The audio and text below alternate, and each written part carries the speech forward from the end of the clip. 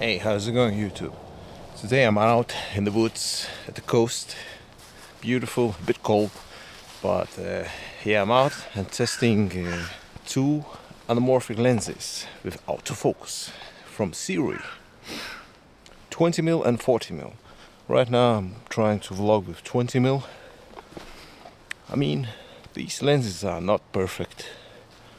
Sometimes it hunts, focus hunts, bokeh is kind of a little bit interesting one because I cannot remember at what apertures, but you get these like stars instead of oval bokeh, so it looks a bit interesting, let's say. But overall, I'm not that picky guy. These are awesome lenses, so I made a little short video testing these lenses, so check it out, have fun, enjoy.